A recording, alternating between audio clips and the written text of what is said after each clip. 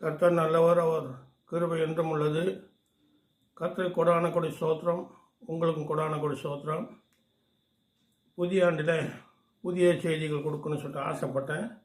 கொஞ்சம் பிஸியாக இருக்கிறனால கொடுக்க முடியல. இந்த நாளும் உங்கள் மத்தியில் கர்த்தர் பேச கிருபைக்காக கொடான கொடி ஸ்தோத்திரம். ஹல்லேலூயா. தேவனுடைய வார்த்தைகளை தியானிப்போம். யோபு 13வது அதிகாரத்தில் 4வது வார்த்தை நான் வாசிக்கிறேன். 4-5 வரை. நீங்கள் பொய்யை பிணைக்கிறவர்கள், நீங்கள் எல்லோரும் காரியத்துக்கு உதவாத வைத்தியர்கள்.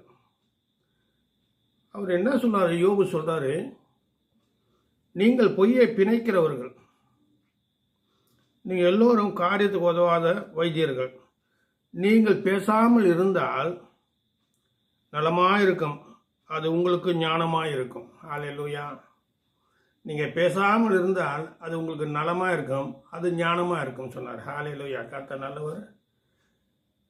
இந்த பழைய ஆண்டில் புதிய ஆண்டில் எனக்கு தெரிஞ்சவங்க சபைக்கு போயிருந்தேன்.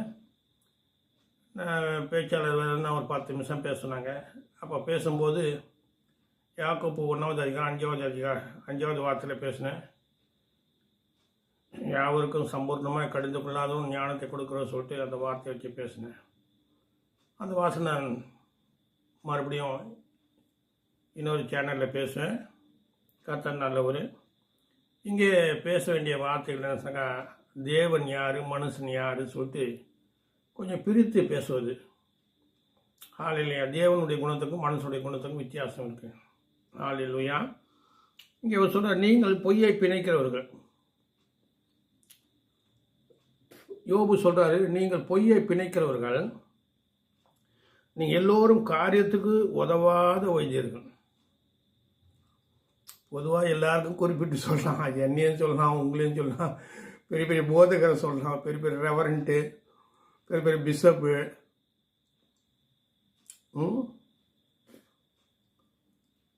உதவாத வைத்தியர்கள், காரியத்துக்கு உதவாத வைத்தியர்கள். ஹல்லேலூயா. ஒரு வைத்தியம் சொன்னாக்கா நல்ல மருந்து கொடுக்கணும், சுகம் உண்டாகணும். அவன் கொடுத்த மருந்து சுகம் உண்டாலும் காரியத்துக்கு உதவாத வைத்தியம். ஹல்லேலூயா. நம்ம கூட என்ன பண்ணுறோம், ஒரு வைத்தியர்கிட்ட போகிறோம், சரிப்பட்டு வரசும் வேறு வைத்தியங்கிட்ட போகிறோம். அதனால் தேவன் ஒருவர் பொய் உரையாத தேவன். ஹல்லேலூயா. கர்த்தர் நல்லவர். இந்த நாளில் நீங்கள் பேசாமல் இருந்தால் நலமாக இருக்கும் சொன்னார். பேசாமல் இருந்தால் நலமாக இருக்கும், அது உங்களுக்கு ஞானமாக இருக்கும் சொன்னார். ஹல்லேலூயா. கர்த்தர் நல்லவர். ஹல்லேலூயா. ரொம்ப நாளாக சில காரியங்களை தியானிக்கும் போது சில வார்த்தைகள் என் மனசில் ரீங்க ஆரம்பிட்டுன்னு இருக்கும். அந்த வார்த்தைகள் தான் உங்கள் மத்தியில் நான் பேசுகிறேன். சப்ஸ்கிரைப் பண்ணுறீங்க, நல்லா ஆதரவாக இருக்கீங்க. நடுவில் சப்ஸ்கிரைப் நின்று போயிடுது. நிறைய சப்ஸ்கிரைப் பண்ணால் தான் அதன் மூலமாக நிறைய பேருக்கு போய் இதை ரீச் ஆகும். கர்த்தருடைய வார்த்தை சுவிசேஷம் அறிகிறதுக்கு எனக்கு ஒரு சந்தோஷமாக இருக்கும், உங்களுக்கு பிரயோஜனமாக இருக்கும். கர்த்தர் நல்லவர். ஹல்லேலூயா. காரியத்துக்கு உதவாத வைத்தியர்கள் இன்றைக்கி ரொம்ப பேர் இருக்காங்க, காரியத்துக்கு உதவ மாட்டாங்க. ஹல்லேலூயா. கர்த்தர் நல்லவர். ஹல்லேலூயா. இங்கே சங்கீதம் 116 ஒரு வார்த்தை இருக்கு, பார்க்கணும். சங்கீதம் 116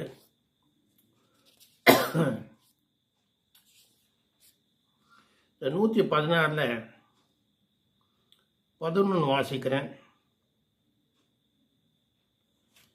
எந்த மனுஷனும் பொய்யன் என்று என் மனக்கலக்கத்திலே சொன்னேன்.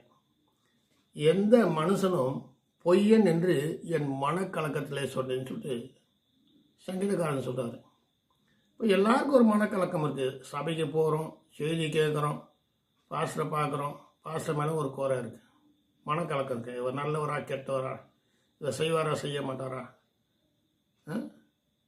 தேவனை குறித்து ஒரு மனக்கலக்கம் இருக்குது. தேவன் நம்மளை ஆசைப்பா ஆசைய மாட்டாரா இருக்கிற மனக்கலக்கம் இருக்குது. ஆனால் இங்கே சொல்கிறாரு, எந்த மனுஷன் பொய்யன் என்று என் மனக்கலகத்தை சொன்னேன். பொய்யன் என்று சொல்லிட்டாரு. அல்லேலூயா. அதான் லேவியாகமத்தில் இருக்க, நீங்கள் பொய் பேசாதிருங்கள், பொய் சாட்சி சொல்லாதிருங்கள் சொன்னார். இருக்கிறதுல பயங்கரமானது பொய் சாட்சி தான். இந்த பொய் சாட்சியை பற்றி தொடர்ந்து கவனிப்போம். இது என்ன சொன்னாக்கா, எந்த மனுஷனும் பொய்யன் என்று என் மனக்கலத்தை சொன்னேன் சொல்கிறார். சங்கீதம் 77 77 10 வாசிக்கிறேன். அப்போது நான் இது என் பலவீனம், ஆனாலும் உன்னதமானோடு வளர்க்குறது உள்ள வருஷங்களை நினைவு கூறுவேன். சில பலவீனத்தில் என்ன சொல்கிறோம், சில பேர் நம்ம திட்டிடுறோம், சில பேர் குறை சொல்கிறோம். பொய்யன் என்று என் மனக்கலக்கத்தில் சொன்னேன். ஒரு மனக்கத்தில் ஒரு கலக்கம் இருந்துன்னு இருக்கும் சில பேருக்கு. ஹல்லேலூயா. கர்த்தர் நல்லவர். இந்த சங்கீதம் 77 10வது வார்த்தை, அப்போது நான் இது என் பலவீனம், ஆனாலும் உன்னதமானவருடைய வழக்கத்தில் உள்ள வருஷங்களை நினைக்கலாம். சில பலவீனம் வரும். மனக்கலக்கம் ஒன்று இருக்குது, பலவீனம் ஒன்று இருக்குது. அப்போ கீழே சொல்கிற பையன், கர்த்தருடைய செயல்களை நினைவு கூறுவேன், உம்முடைய பூர்வ காலத்து அதிசயங்களை நினைவு கூறுவேன். அப்போ கர்த்தரை நினைவு கூறணும். சங்கீதம் 31 ஒரு வார்த்தை இருக்கு. சங்கீதம் 31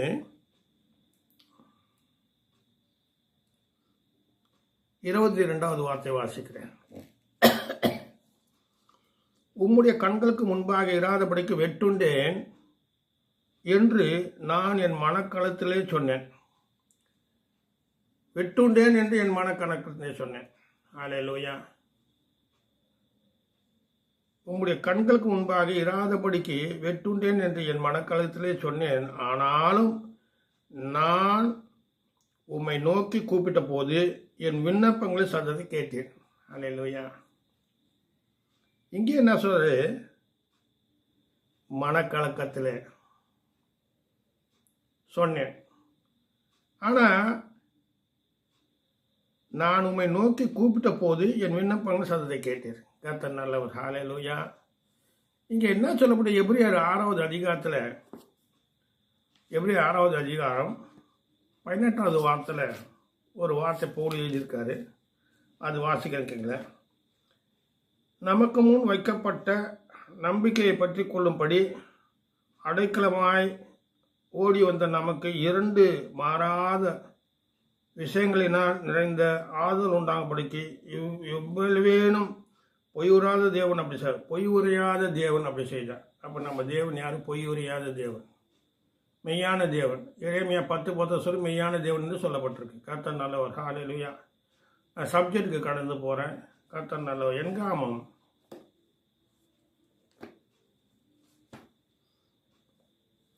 23வது அதிகாரத்தில் 19வது வார்த்தை வாசிக்கிறேன். 23:19.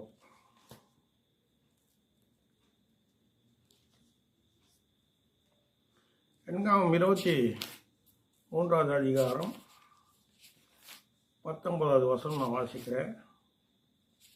இயேசு கிறிஸ்து ரத்தம் 23.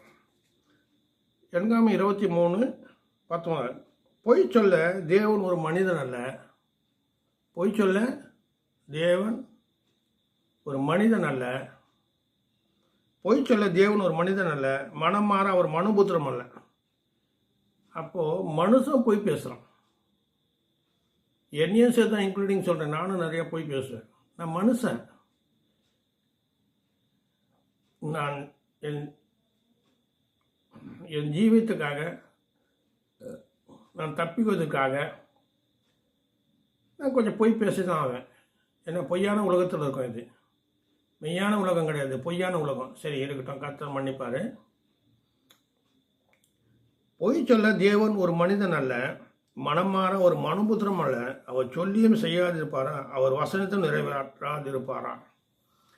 அப்போ இங்கே வசனம் என்ன சார், பொய் சொல்ல தேவன் ஒரு மனிதன் அல்ல.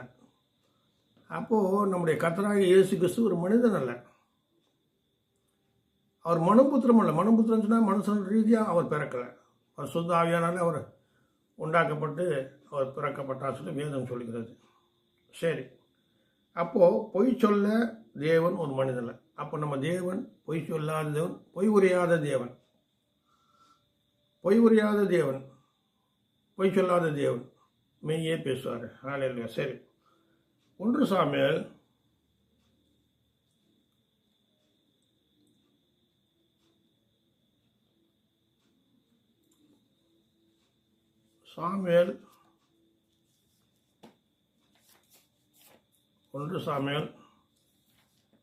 15வது அதிகாரம் 29வது வார்த்தை நான் வாசிக்கிறேன். இஸ்ரவேலின் ஜெயபலமானவர் பொய் சொல்வதும் இல்லை. இஸ்ரவேலின் தேவனும் ஜெயபலமானவர் பொய் சொல்வதும் இல்லை. தாம் சொன்னதை பற்றி மனசாப்படுகிறதும் இல்லை. மனமாறவர் மனுஷனும் அல்ல. இங்கே மனுஷன் அல்ல சொல்லப்பட்டிருக்கு. தீர்க்கதரிசி சொல்றாரு, சாமுவேல் சொல்றாரு, இஸ்ரவேலின் ஜெயபலமானவர் பொய் சொல்வதும் இல்லை. ஜெயபலமானவர் அவர் பொய் சொல்றது இல்லை. தாம் சொன்னதை பற்றி மனசாப்படுறது இல்லை. 2 இல்லை. 3 மனம் மாற ஒரு மனுஷனும் அல்ல. கர்த்தர் நல்லவர். ஹல்லேலூயா. என்ன விஷயம் சொன்னாக்கா, சில மனுஷங்க பொய் பேசியிருக்காங்க. பொய்யை பற்றி கொஞ்சம் அப்படி தள்ளி பார்ப்போம். ஆதிகாமத்தில் 37வது அதிகாரத்தில், ஆதிகாமம் 37வது அதிகாரத்தில் நான் சுருக்கமாக உங்கள் மத்தியில் வாசிக்கிறேன். நீங்கள் எடுத்து அதுக்கப்புறம் நீங்கள் தியானம் பண்ணுங்கள். 37:31 அவர்கள் யோசேப்பின் அங்கியை எடுத்து ஒரு வெள்ளாட்டு கடாவை அடித்து அதன் அங்கியை இரத்தத்தில் தோய்த்து பலவண்ணமான அந்த அங்கியை தங்கள் தகப்பனத்துக்கு அனுப்பி, இதை நாங்கள் கண்டெடுத்தோம், இது உம்முடைய குமாரன் அங்கியோ அல்லவோ பாரும் என்று சொன்னார்கள். என்ன யோசேப்புடைய எல்லா வர்த்தமானம் உங்களுக்கு தெரியும். அவன் சகோதரர் பொறையாமனால யோபை கொல்ல பார்க்குறாங்க. அவன் சின்ன சகோதரர் வந்து அவனை கொல்லாதீங்க சொல்லி குயிலில் போடுறாங்க. அதுக்கப்புறம் மீதியான வைக்கிறாங்க. அதுக்கப்புறம் எகிப்தில் வைக்கிறாங்க. இப்படி 3 இடம் மாறி வராரு. அந்த யோசேப்புடைய வஸ்திரத்தை ஒரு வெள்ளாட்டுக்கடை அடித்து அந்த ரத்தத்தை வச்சு அவங்க அப்பா கிட்ட போய் சொல்கிறாங்க, இது மகனுடைய வஸ்திரமாக பாருங்க சொல்கிறாங்க. போய் பேசுகிறாங்க. அவரும் பார்த்து என்ன பண்ணுறாரு, யாக்கோபு அதை கண்டு, இது என் குமாரனுடைய அங்கே தான், ஒரு துஷ்டமகனை பச்சிட்டு போட்டது, யோசேப்பே வீரண்டு போனான் என்று புலம்பி தன் வசனை கிழித்து தன் அறையில இடை கட்டி கொண்டு அந்நாளில் தன் குமாரனுக்காக துக்கித்து கொண்டு இருந்தான். இந்த மனுஷன் பாருங்க, எது பொய் பேசுகிறாங்க, எது மெய் பேசுகிறாங்க சில பார்க்க தெரியாது. சில சமயம் எது பொய் சொல்லிட்டு நமக்கு தெரியாது. சகோதரர் அவங்க பிள்ளைங்க வந்து சொல்கிறாங்க, ஒரு சகோதரர் பாரு, அந்த பொய்யை அவர் நம்பிடுறாரு. அதே சமயம் அவங்க யோசிப்படி சகோதரர் பொய் பேசுகிறாங்க.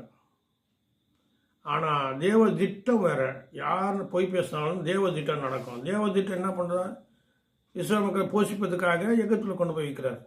ஜீவரட்சணை பண்ணும்படியாக, வசனம் ஜீவரட்சணை பண்ணும்படியாக அவர் எகிப்தில் போய் வைக்கிறார். ஹல்லேலூயா. கர்த்தர் நல்லவர். அடுத்தது பாருங்க,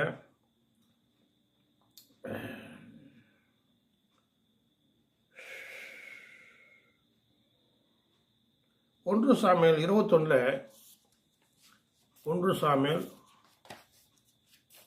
21வது அதிகாரத்தில் ஒரு வார்த்தை பார்ப்போம். 1 சாமுவேல் 21.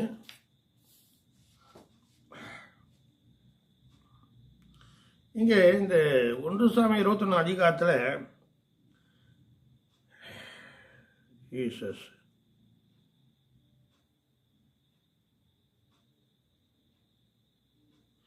இங்கே மேலே 20வது அதிகாரத்தில் யோனாதாத்தனும் தாவீது பேசிக்கொண்டு அதுக்கப்புறம் தாவீது வேறு இடத்துக்கு புறப்பட்டு போகிறாரு. அப்போது இந்த 21வது 1 சாமுவேல் 21 2வது தாவீது ஆசனக அமலேக்கை பார்த்து, ராஜா எனக்கு ஒரு காரியத்தை கட்டுட்டார். நான் உன்னை அனுப்பின காரியம் உனக்கு கட்டளைத்தும் இன்னதென்று ஒருவரும் அறியாது இருக்க வேண்டும் என்று என்னோடு சொன்னார். இன்னிடத்துக்கு வர வேண்டும் என்று சேவருக்கு சொல்லியிருக்கிறேன். இப்போது உம்முடைய கையில் இருக்கிறது என்ன? 5 அப்பமாகியும் ஏதாவது இருக்கிறது என் கையில் கொடும் என்றான். ஆசான் தாவீது பிரதித்தமாக பசுத்த அப்பம் இருக்கிறது, சாதாரண அப்பம் என் கையில் இல்லை. வாலிபர் ஸ்திரீகளோடு மாத்திரம் சேராதிருந்தால் கொடுப்பேன் என்றான். தாவீது ஆசானுடைய பிரதிமாக நான் புறப்படுவதற்கு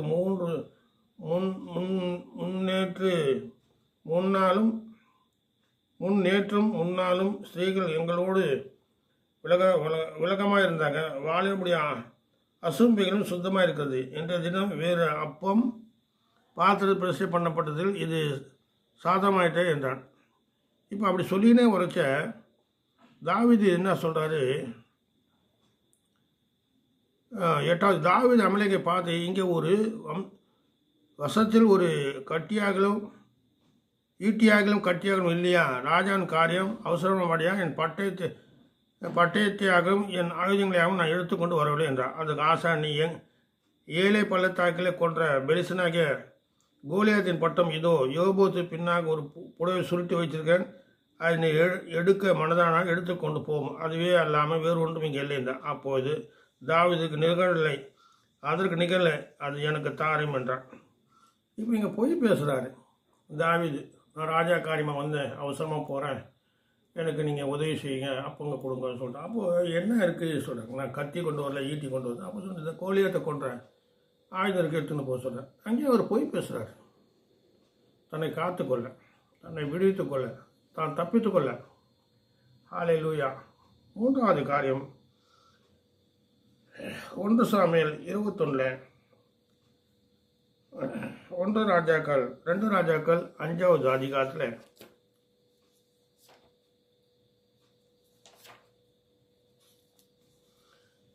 2 ராஜாக்கள் 5வது அதிகாரத்தில் கேயாசி பற்றி சொல்லப்பட்டிருக்கு. நாகமான் வந்து குஷ்டரோகம் நீங்கி எலிசா கிட்ட கேட்கும்போது எலிசா ஒன்றும் எனக்கு வேணாம்னு சொல்லிடுறாரு, அனுப்பிச்சிடுறாரு. அப்போது கேயாசி என்ன பண்ணுறான் பாருங்க, நாகமானை பின்தொடர்ந்தான். அவன் தன் பிறகு ஓடி வருவதை நாகமான் கண்டபோது அவனுக்கு எதிர்கொண்டு போக ரதத்தை குதித்து சுக செய்தியான்னு கேட்டான். அதற்கு அவன் சுக செய்தி தான் தீர்க்கதரிசி புத்திரர் 2 வாலிப இப்போது தான் எப்ரேம் மலை தேசத்தில் எடுத்து வந்தார்கள், அவருக்கு ஒரு எண் எடுத்து வந்தாங்க சொல்லி தன்னை குறித்து சொல்கிறான். எண் எடுத்து வந்தாங்க. அப்புறம் இப்போ சொல்கிறாரு, என்னுடைய எஜமான் வாங்கின்னு வர சொன்னார். பாருங்கள் இங்கே என்ன சொல்லுது, எப்ரேம் மலை தேசத்தில் எடுத்து வந்தார், எண் எடுத்து அவர்களுக்கு ஒரு தாளந்து வெள்ளியும் 2 மாத்திரங்களும் தர வேண்டும் என்று கேட்க என் எஜமான் என்னை அனுப்பினார் என்றான். அதற்கு நாகமான் தயவுசெய்து 2 தாளந்து வாங்கிக்கொடு என்று சொல்லி அவனை வருந்தி 2 தாளந்து வெள்ளியும் 2 கைகளில் 2 மாசத்தோடு கட்டி அவனுக்கு முன்பாக சுமந்து போக தன் வேலைக்காரர் 2 பேரை வைத்தான். பாருங்கள், அப்போ என்ன பண்ணுறாரு 25 பின்பு அவன் உள்ளே போய் தன் எஜமானுக்கு முன்பாக நின்றான். கையாசி எங்கிருந்து வந்தாய் என்று எலிசா அவனை கேட்டதுக்கு அவன் உமது அடைய எங்கும் போகவில்லை என்றான். அப்போது சொல்கிறாரு, அப்போது அவன் இவனை பார்த்து, அந்த மனுஷன் உனக்கு எதிர்கொண்டு வர தன் ரதத்தை இறங்கி திரும்புகிற போது என் மனம் இன்னும் உன்னுடனே செல்லவில்லையா? பணத்தை வாங்குவதற்கும் வஸ்திரங்களை தோப்புங்களை திராட்சை தோட்டங்களை ஆடு மாடு வேலைக்காரங்களை வாங்குவதற்கும் இது காலமா என்றார். அப்போ அவன் பொய் பேசுகிறான். என் எஜமான் வாங்கின்னு வர சொன்னாரு சொல்லிட்டு 2 காரியம் ஆச்சு. 3வது காரியம் 1 ராஜாக்கள்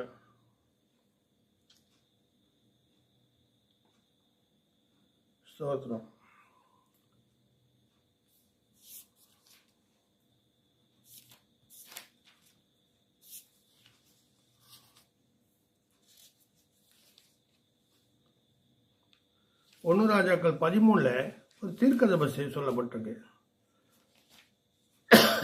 1 ராஜாக்கள்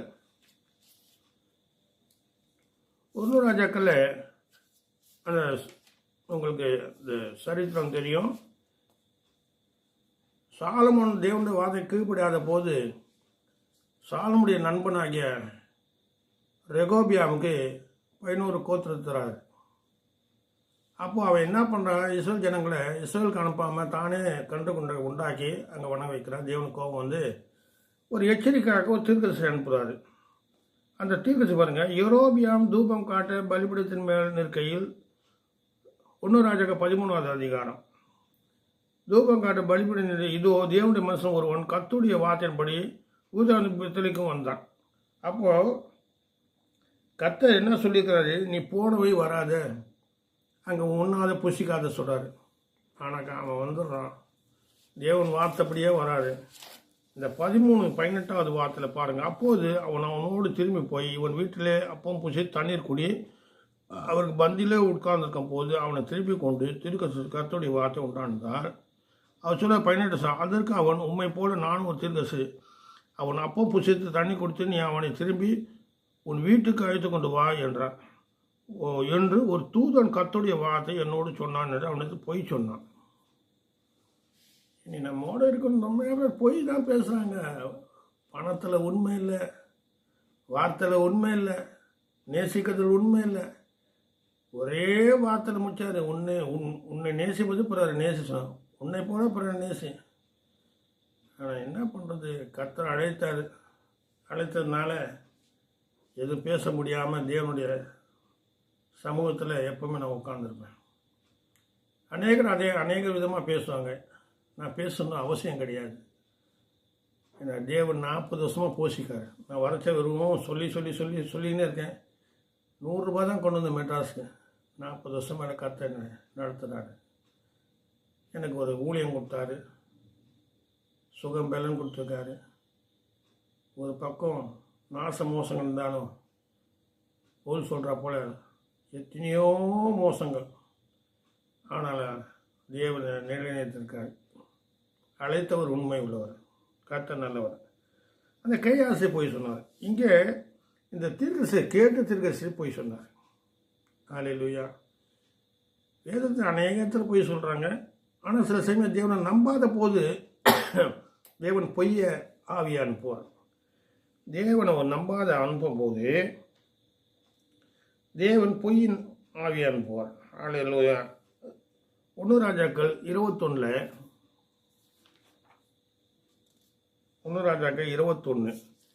இங்கே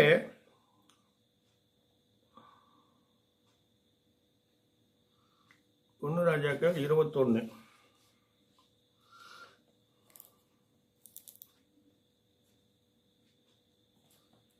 இங்கே வந்து 1 ராஜாக்கள் 21 பெசபேல் நாகோப் சொல்கிற ஒருத்தர் இருக்கான். இவர்களுக்கு பாருங்கள், இங்கே இஸ்ரவேல் ராஜா சலிப்பும் விசனமாய் தன் வீட்டுக்கு போக புறப்பட்டு சமாருக்கு வந்தான். இங்கே என்ன சொன்னாக்கா, இவர்களுக்கு பின்பு இஸ்ரவேலனாகிய 40க்கு இஸ்ரவேலே சமாரியா ராஜாகிய ஆகாப்பின் அரண்மனை ஆண்டையில் ஒரு திராட்சை தோட்டம் இருந்தது. ஆகாப் நாபாத்தோடு பேசி, உன் திராட்சை தோட்டம் எனக்கு வீட்டுக்கு அடுத்திருக்கிறபடியா அதை கிரியம் கொள்ளும்படிக்கு எனக்கு கூடு, அதை பார்க்க நல்ல திராட்சை தொட்டு அதுக்கு பதிலாக உனக்கு தருவேன், அல்லது உனக்கு வேண்டுமானால் அந்த விளைகிறதை பணத்தை தருவேன் என்றான். நாபோத்தாக நான் என் பிதாக்களின் சுதந்திரத்தை உனக்கு கொடாதபடி கர்த்தரனை காப்பாராக என்றான். அப்போது இந்த சரித்திரம் நீங்கள் வாசிங்க. ஆனால் பெஸ்ஸபால மனைவி என்ன சொல்கிற, நீ ஏன் கவலைப்படுற, நான் வாங்கி தரேன்னு சொல்லிட்டு இங்கே பாருங்கள் 10வது அதிகாரம். தேவனை ராஜாவின் தூஷித்தாய் என்று அவன் மேல் சாட்சி சொல்கிற பேரியான் மக்களாகி 2 பேரை அவனுக்கு எதிராக நிறுத்தி அவனை வெளியே கொண்டு போய் அவன் சாகும்படி அவனை கல்லூரியுங்கள் என்று எழுதினான். பொய் சாட்சி சொல்கிறாங்க. அவன் பிதாக்களுடைய சொத்து நான் தரமாட்டேன்னு சொல்கிறான். அவன் சம்சாரம் பெசபேல் என்ன பண்ணுறான், எசபேல் பொய் சாட்சி அதுதான். என்னன்னு சொல்லிட்டா 8வது, அவன் ஆகாப்பின் பெயரில் நிருபங்களை எழுதி அவன் முத்திரையை அவைகளுக்கு போட்டு அந்த நிருபங்களை நாபோத் இருக்கும் பட்டணத்தில் அவனோடு இருக்கிற மூப்பரிடத்துக்கும் இருவருக்கும் அனுப்பினான். அந்த நிருபத்தை அவன் எழுதியது என்னவென்றால், நீங்கள் உபவாசம் என்று பிரசப்படுத்தி நாபோத்தை ஜனத்தின் நடு நிறுத்தி கொலை பண்ணுங்க. பொய்யினாள் சோத்திரம். அடுத்தது பாருங்க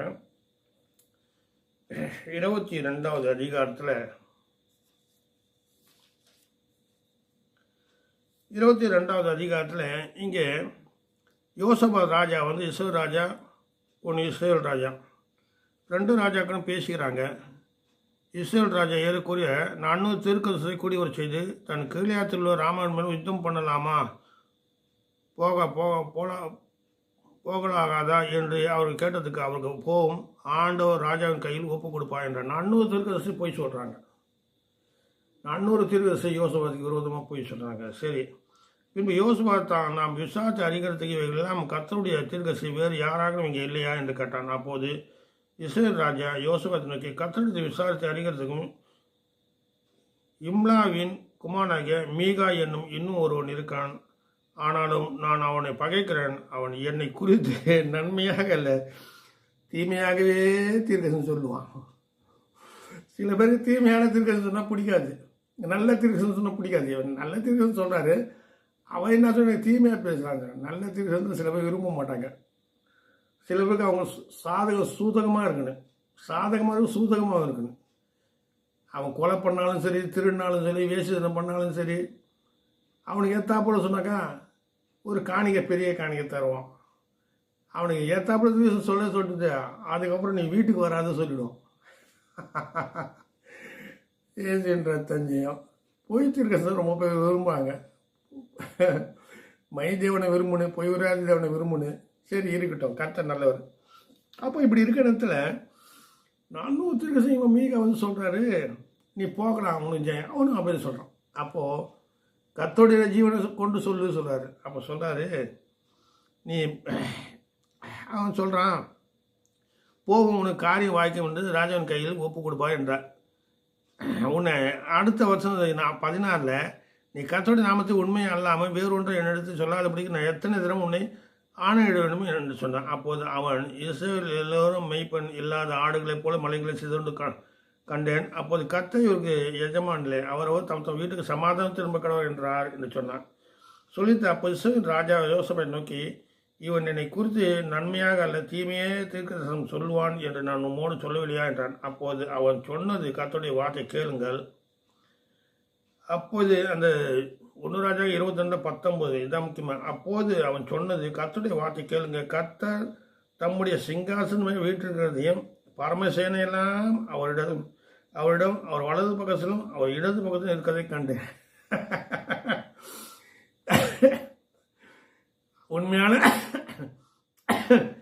உண்மையான தீர்க்கதரிசி கர்த்தருடைய சமூகத்தை பார்க்குறாரு. நானும் கடந்து போக போகிறேன், தேவனுடைய பிரசனத்தை உணர்றேன், தேவனை மகிழ்வு உணர்றாங்கன்னு தேவனை அவனை முகமாக பார்க்க போறீங்க பாருங்கள். அப்போ அது சொன்னது, கர்த்தருடைய வார்த்தை கேளும். கர்த்தர் தம்முடைய சிங்காசனம் மேல் வீட்டிருக்கிறதையும் பரமசேனையெல்லாம் அடுத்து வந்து அவரிடம் அவர் வலது பக்கத்திலும் அவர் இடது பக்கத்திலும் இருக்கிறதை கண்டேன். அப்போது கர்த்தர் ஆகாப்பு போய் கிளையாத்துள்ள ராமத்தில் வியூ படிக்க அவனுக்கு போதனை செய்கிறோம் யார் என்று கேட்டது. ஒருவன் இப்படி ஒருவன் அப்படின்னு சொன்னான். சில பேர் பொய் போதனையே பண்ணின்னு இருப்பான். நான் நானும் யூடியூப்பில் வர்றது சில பேர் பேசுறதுல நான் கேட்டுருக்கேன். இப்போ ஜனங்க என்ன பண்ணுறாங்க, ஜனங்களை வசியம் பண்ணி வச்சுருக்காங்க. தங்களுக்கு வருவாய் வேணும், சபைகளுக்குள்ளே ஜனங்கள் போகக்கூடாது, அவங்களுக்கு ஏற்றாப்புல பேசுறது, அவங்களுக்கு வந்து கடிந்து கொள்வது கடித, அவங்க தப்பு பண்ணாலும் விசாரிக்கிறதில்ல. இப்போ நிறைய இடத்துல இது போல் இருக்குது. ஏன்னா அவங்களுக்கு வேண்டியது பணம், யார் எப்படி வேணால் கெட்டு போடும். அவங்களுக்கு வேண்டிய தசமமாக, அவங்களுக்கு வேண்டிய காணிக்க. சரி, கர்த்தர் நல்லவர். அப்போது அங்கே மீகா தீர்க்கதரிசி சொல்கிறாரு, அப்போது கர்த்தர் ஆகாவுக்கு போய் கீலேயாத்துள்ள ராமபடிக்கு அவனுக்கு போதனை செய்கிறோம் யாருன்னு கேட்டதுக்கு ஒரு இப்படியும் ஒரு அப்படியும். அப்போது ஒரு ஆவி புறப்பட்டு வந்து கர்த்தருக்கு முன்பாக நின்றது. யோப கூட சோதிக்கிறதுக்கு கட்டளை பெற்று தான் வந்தான். எந்த சாத்தானும் எந்த ஆவியும் கர்த்தருடைய பிள்ளையை கட்டளை இல்லாமல் தொடாது. கர்த்தருடைய கட்டளை பெற்று தான் வரணும். ஹல்லேலூயா. அது முதல்ல புரிஞ்சுக்கோங்க. இது பாருங்கள். அப்போது ஒரு ஆவி புரட்டு வந்து கர்த்தருக்கு முன்பாக நின்று அவனுக்கு போதனை செய்வேன் என்றது. அது எதனாலே என்று கர்த்தர் அதை கேட்டார். அப்போது அது, நான் போய் அவனுடைய தீர்க்கதரிசி எல்லாரும் வாயிலும் பொய்யின் ஆவியாய் இருப்பேன் என்றது. அதற்கு அவர், நீ போய் அவனுக்கு போதனை செய்து அப்படி நடக்க பண்ணுவாய், போய் அப்படியே செய் என்றார். அதில் கத்த பொய்யின் ஆவியை இந்த உம்முடைய தீர்க்கதரிசிக்காக இவர்கள் எல்லாருடைய வாயிலும் கற்றார். கர்த்தர் உம்மை குறித்து தீமையாக சொன்னார் என்றார். அப்போது கர்த்தருடைய உண்மையான ஊழியக்காரனை நீ விரும்புகிறா சொல்லிட்டு பொய்யின் ஆவி தான் வரும். பொய் தீர்க்கதரிசனம், பொய் போதகம், அது மாதிரி நிறைய காரியங்கள் சொல்லிட்டு போகலாம். நானும் பேசணும்னு நினைக்கிறேன். எனக்கு கொஞ்சம் பயம். யாரையோ சாட்டி பேசுறதுக்கோ, யாரையோ குறை சொல்லி பேசுறதுக்கோ, யாரையாவது ரொம்ப மேன்மையாக தூக்கி பேசுறதுக்கு எனக்கு பயம். ஏன்னா கர்த்தர் என்னை அழைத்தார். அவர் சத்தத்தை கேட்டு வந்தேன். நான் என் பேரை விட்டு கூப்பிட்டார் அவர் கர்த்தர். நான் ஒரு நாள் சாட்சி சொல்லுவேன். நான் ஏன் சாட்சி ஈச்சு நிறைய நாள் பேச சொன்னாக்கா, என்னை யாராவது வாலிப வயசில் குறை சொல்ல போகிறான்னு சொன்னேன். இப்போ கொஞ்சம் திடீர்னா கொஞ்சம் வயசு கலந்து போனால் நான் தைரியமாக பேசுவேன். இப்போது கர்த்தருக்காக ஹல்லேலூயா. அப்போது சில பேர் உண்மையான தீர்க்கதரிசனம் நம்புறதில்லை, பொய்யின் ஆவியை தான் நம்புகிறாங்க. கர்த்தர் நல்லவர். ஆனால் இப்படி பார்க்க போனால் அநேக காரியங்கள் இருந்தாலும் பொய் சாட்சி தான் ரொம்ப பயங்கரமானது. இந்த நாபோத்துடைய காரியம் பொய் சாட்சி. சில பேர் பொய் சாட்சியால் கோர்ட்டு கச்சேரிக்கு போய் கூட சில பேருக்கு ஜெயம் கிடைக்க மாட்டேங்குது. அவங்களுக்கு பொய் பேசாதிருங்கள் சொல்லி லேவியராகமத்தில் சொல்லப்பட்டது. எரேமியா 9வது அதிகாரத்தில் 5:6 அவங்க பொய் பேச பழகுகிறார்கள் சொல்லுது. சில பேர் பொய் பேசுறதுக்கு ஒரு டீச்சிங் வச்சுருப்பாங்க. பைபிள் காலேஜ் போல் பொய் காலேஜ் அது அப்படியே வச்சு பொய் பேசுறதுக்கு கற்றுக்கிட்டாங்க. எப்படா இந்த சங்கீதம்லாம் பாட்டு பாடுறதுக்கு கற்றுக் கொடுப்பாங்க. அதுக்கு ஒரு ஸ்கூல் இருக்குங்க. அதுக்கு 4000 5000 10,000 வாங்குறாங்க. நடனத்துக்கு இருக்கிறா போல். அப்போ பொய் பேசுறதுக்கே ஒரு குரூப் இருக்காங்க. ஹல்லேலூயா. கர்த்தர் நல்லவர். பொய் உரையாத தேவனை பிடிச்சிக்கோங்க. நான் இது எதுக்கு நான் சொன்னேன்னு சொன்னாக்கா, எந்த மனுஷன் பொய்யன் என்று மனக்கலக்கத்துன்னு தான் சொன்னேன். நானும் சரி கலங்கி போகிறேன். இந்த மனுஷனுங்க பேசுறதை பார்த்து ஐயோ, பேசாத மிருக பேசு அந்த கைதை, பீலாமுடைய கைதை, அது இருந்தால் நல்லது சொல்லிட்டு நினைக்கிறேன். எனக்காக என் ஊழியத்துக்காக ஜெபிச்சுக்கோங்க, சப்ஸ்கிரைப் பண்ணுங்கள், உங்களால் முடிந்த உதவி செய்யுங்க. இவ்வளோ தான் சொல்கிறேன். ஏன்னா இந்த ஊழியத்தை தொடர்ந்து நடத்துறதுக்கு என்கிட்ட ஃபைனான்ஸ் கிடையாது. நான் சிறுக காணிக்க வச்சு இது செய்கிறேன். இது சொல்லக்கூடாது, பணம் கேட்குறான்னு சொல்லிட்டு ஒரு வார்த்தை வந்துடும் சொல்லி நான் கேட்கறதில்ல. எனக்கு நீங்கள் கர்த்தருடைய ஊழியத்துக்கு உதவி செய்யுங்க, எனக்கு செய்யாதீங்க. சில பேர் அப்படி தான் செய்கிறாங்க. சில இடத்துல போனாக்கா டீ காசு, பன்னு காசு அதுபோல் தராங்க. அவங்களுக்கு தெரியல கர்த்தருடைய மகத்துவம் தெரில. நான் எல்லாருக்கும் ஜெபிக்கிறேன். எனக்கு ஆசை முக்கியம் இல்லை. கர்த்தர் என்னை ஜீவனை கொடுத்துருக்காரு, என்னை ரட்சித்தார். அதுக்காக நான் கர்த்தருக்காக முன்னின்று செய்கிறேன். ஜெபம் பண்ணுங்க. தேவன் மனுஷன்ல, பொய் உரையாத தேவன், பொய் பேச ஒரு மனிதன் அல்ல. அதனால் கொஞ்சம் உண்மை பேசுங்க. உண்மை எப்படி வரும்னு சொன்னாக்கா, உண்மை உள்ள மனுஷன் மோசையை குறித்து சொன்னார், எங்கும் உண்மை உள்ளவன்னு சொன்னார். இப்போ இதில் யாருமே உண்மை கிடையாது. என் வயசில் நான் பார்த்துட்டேன். எங்கள் அப்பா வசதியானவன் தான்.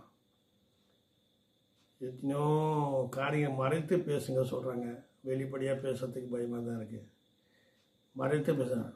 தாவீது சொல்கிறாரு, மறைக்காமல் கர்த்தர் எனக்கு செய்ததெல்லாம் மறைக்காமல் நான் சொல்லுவேன்னு சொல்கிறேன். சபை நடுவில் நானும் சொல்லுவேன். இந்த சேனலை சப்ஸ்கிரைப் பண்ணுங்கள், எனக்காக ஜெபம் பண்ணுங்கள். மீது உள்ள காரியத்தை கர்த்தர் வெளிப்படுத்துவார். ஆமென்.